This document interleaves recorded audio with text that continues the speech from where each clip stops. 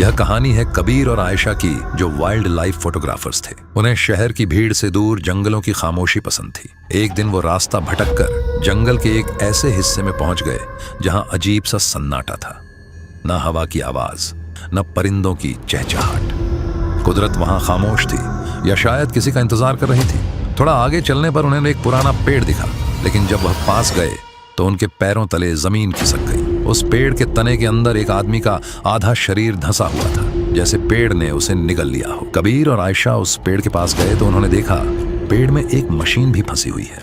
कबीर ने उसे मरा हुआ समझकर जैसे ही हाथ लगाया, उस आदमी ने अचानक आंखें खोल दी। कबीर और आयशा डर गए और दोनों पीछे हट गए। आयशा ने पूछा, हम आपकी क्या मदद कर सकते हैं?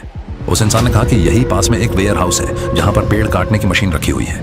अगर तुम दोनों वो मशीन ले आओ तो मैं शायद बच सकता। डरे हुए कबीर और आयशा ने पास ही एक पुराने वेयर हाउस को ढूंढ निकाला। उन दोनों ने जल्दी से मशीन उठाई और भागकर उस आदमी के पास गए, लेकिन वहां पहुंचते ही उन दोनों ने देखा कि उस आदमी की मौत हो चुकी है।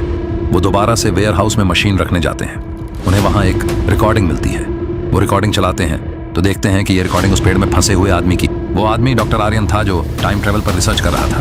वीडियो में पता चला कि वह मशीन की मदद से समय में आगे गया था, और जब वह वापस आया तो वहां एक पेड़ उगकर बड़ा हो गया था, जहां पर उसने खड़े होकर मशीन चलाई थी, जिससे वह उस पेड़ के अंदर फंस कर रह गया। वो टाइम में तो वापस आ गया, लेकिन उस पेड़ के अंदर कैद होकर रह गया। कबीर और आयशा ने फैसला किया कि वो डॉक्टर आर्यन को ऐसे नहीं छोड़ सकते।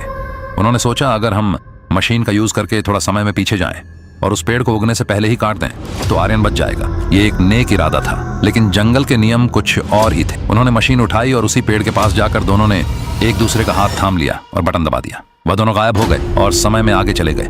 पर जब वह दोनों वापस आए तो एक चमत्कार हो गया। वो दोनों अब खुद पेड़ में फंस चुके थे। दरअसल उन दोनों ने मशीन गलत चला दी थी। उन्हें समय में पीछे जाना था, पर गलती से वह दोनों समय में आगे चले गए, और जब वापस आए तो यहाँ भी एक पेड़ उग गया।